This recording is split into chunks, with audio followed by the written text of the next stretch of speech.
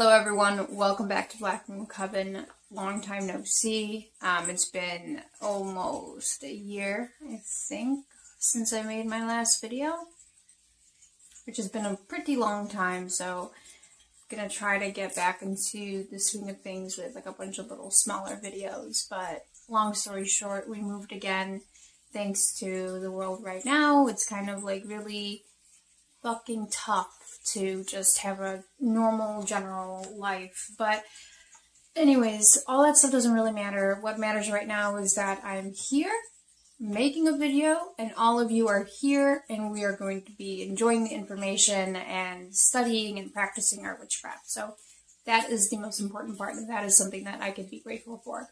Another thing that I want to be super grateful for and I want to show my gratitude is my subscribers. Thank you so much for not totally abandoning my channel. I realize I've been gone for a very long time, and I want to thank everybody that's left such a great fucking comment, great reviews on my Etsy site, great messages on Instagram. Thank you so fucking much. Like, you don't understand how much I appreciate a nice comment, a good review, something to brighten your day, something to show like, hey, you're fucking awesome at what you do. Keep doing it. Please give us more information. Please get back onto YouTube. I love that so much. Thank you so much for everybody that left a comment. I read them. I appreciate them, and I love them so much. So today, since it's Halloween, I didn't want to do like a big crazy video because, you know, I haven't done this for a very long time. So I want to just do a small little video, a little educational video on skull candles and how to use them, because right now skull candles are so abundant everywhere. You can get them, and if you see them, buy them up because they are so versatile.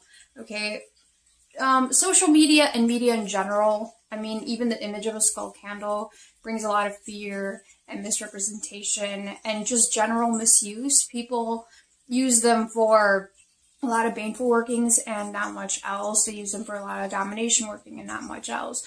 But these candles are so versatile. It's another figural candle. You just have to kind of look at it from a different perspective. We all have skulls, right? So if you have a target that you're working on and you want to affect their mind in any way, their feelings, their mouth, their eyes, their ears, whatever you want to do, a skull candle is a great way to do that because it focuses in on that part that you want to work on. So it's just another figural candle. People have this really kind of just misdirected image of it just based on social media and media in general, portraying the skull candles and black candles in general as like super negative and just super bad, and you're only doing curses if you're doing skull candles or something negative. But the truth is they're very versatile. You could use them for love, for healing, for money, for getting the truth out, for binding someone's mouth. You know, there is a lot of different things that you can do with a skull candle because, like I said, it's another figural candle. So before we get into how I like to work with skull candles, I have a little bit of a science lesson. Besides the eyes, the nose, the mouth, the ears, you have the integrity of the skull.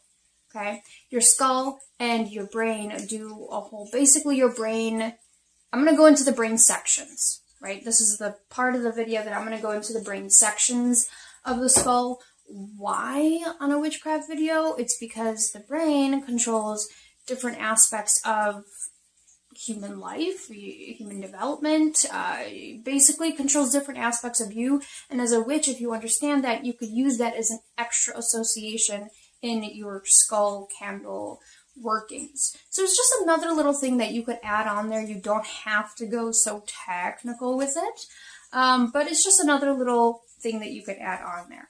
So we're going to talk about the big part of the skull first, the one that's divided into two portions, the cerebrum. So the left side of the cerebrum controls basically things that are logical, rational, analytical. Your math problems, your reading, your problem solving, all of that is on the left side of the brain. The right side of the brain controls things that are more creative, more fluid, more daydreaming, more dreams and things like that. How would you use these in a witchcraft sense? The left side of the brain I would use for things like money matters, your boss, things that need solving, things that need justice, judgment, things that need resolving in a more legal, analytical standpoint. On the right side of the brain, I would think about things like dream work, love work, things that are more fluid, things that are more kind of daydreaming, things that are more creative in a sense, things that are more light and bouncy versus, being so analytical and so problem solving. So you kind of have to decide what part of the brain you want to do that with. How do you do that? It would be really specific. Just carve it on the corresponding part of the brain that you want to work on if that's what you want to do. So the cerebellum controls human hands and feet movement and balance and equilibrium. God, I can't say that. So the cerebellum is back here. Who cares, right, as a witch? But it controls your hand and feet movement. So for me, it controls, as a witchcraft sense, you could bind somebody like this. You can restrict their feet from moving or get their feet going if that's what you want to do. You have to be very cunning with it and kind of mix different things. So just carve things like that. Oh, this person, I want them to move away. I want them to get away from me. I want them to have their hands bound against me. And that will kind of associate that part of the brain with what you want your spell work to be doing. The brainstem controls, obviously, your involuntary movement, like your breathing and your heart and things like that, but it also controls your life. Basically, your whole existence, your life, is controlled by the brainstem. Now, what would I use this for? Life and death, basically. So healing, work, but any type of really serious curses. This probably is going to be really blasphemous to some people, but yeah, death curses are a thing. They do exist. The brainstem is probably where I would put that if I needed to. But anyways, you could also use that for healing the body. If there's a problem with the lungs or problems with the heart, anything like that, you could use that part of the brain skull candle to kind of help visualize that more and focus on that integral part. So the eyes, obviously, of the skull candle, you can use that to blind somebody or shroud somebody from the truth, stick things in their eyes. I like to do this when I'm doing my candle working. So, for example, okay, this is the only one I could come up with. It's going to be pretty painful. But anyways, the eyes, I like to sometimes stick onions inside of the eyes for crying, for sadness, for remorse, things like that. But you could do other things in the eyes. You could do money in the eyes to kind of have this sight on money, on things valuable in the future, whatever have you. Stick things in the eyes for the person to see. You could carve things back there. You could put stuff in there. You could seal things in there. It's very, very versatile, obviously. So the mouth, shut them up. So if you want to bind somebody from talking shit about you or anything else, bind their mouth up. You could run a thread through here. You could put pins in it. You can just be very, very, very versatile with the mouth of the candle. I don't see that used a lot, in especially skull and figural candles. But I like to kind of use every part of my candle if I'm going to. You could maybe put some oil on there. Like I said, pins are great. You could even scratch the mouth out, just carve it out. You could stick stuff in there. So if you carve out a hole, stick it in there, and close it up. You could put things in people's mouths, which is another great little attribute. To speak the truth also. So if you want someone to speak the truth or hear the truth with the ears, those are another good little thing for the skull candle to kind of do. So with the ears, hear the truth. If you want something heard, maybe you want a situation to come about, you wanted to get it in the right person's ear, you can either whisper it in there, you could carve it in there, you could stick it in there. There's a whole bunch of things that you can do. My favorite thing is to get a grapevine. So eat up all the grapes, get the grapevine and put it into the ear to kind of illustrate the point that you want something heard back to you. But that's in a very specific type of spell. So basically, skull candles, very versatile because they have many different aspects. So don't look at it as just a person candle, just a skull candle. This represents my target. Utilize it, put as much effort and associations and energy and work into your candle work as you can. So be as specific as possible. Spell work always does so great when you put a lot of specifics and energy and time into creating your spells and to kind of working them in that way. So how do you work a skull candle? There are different ways, and it depends on the volume of the spell. I like to get little mini skull candles. I don't have one now because my favorite metaphysical store is out of them, and that sucks.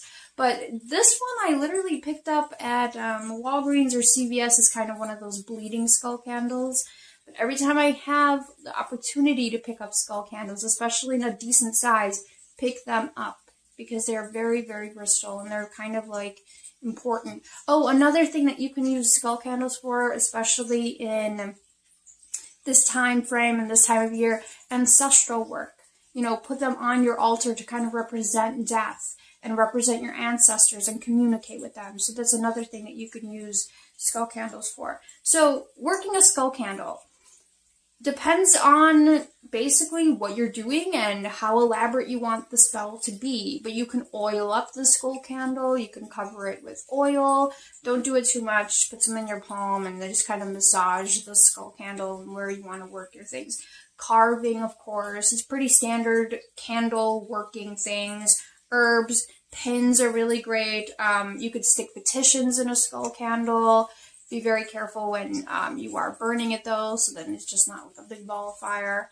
But you can put herbs in there, you can put petitions in there, you can put pins in it. You can do so much just because it's a big candle and there's a lot of carving room. So don't be stingy with the details.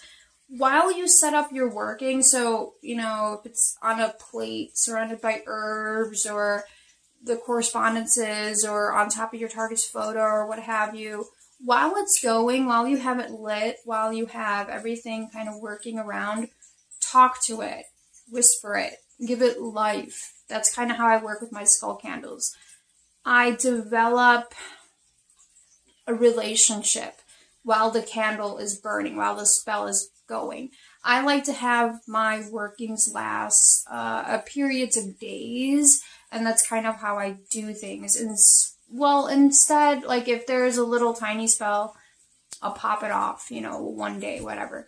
But if there is something that I want to get done, I do it for consecutive 9 or 7 days, 13 days, whatever the spell is and whatever I find in that moment.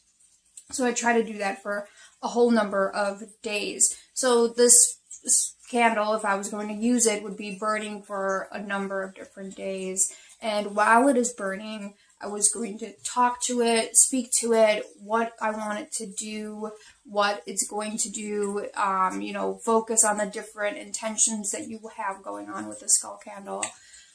So essentially, it's pretty much standard candle working. I just wanted to bring attention to the more different aspects of the skull candle that kind of people don't really focus in on as much. So there we are. Skull candles and how to use them, especially for this time of year. So yeah, the skull candles are very versatile, just like any type of figure candle. Really, we all have a skull. So use them up. Buy them up and use them up. That's kind of like all I have to say. So, comments, questions, and concerns, put them down below. Follow me on all of my socials as usual. It's really good to be back. Thank you again for all the comments and the words of praise. Thank you so much. And until next time, have a lovely, lovely spooky day and happy Halloween.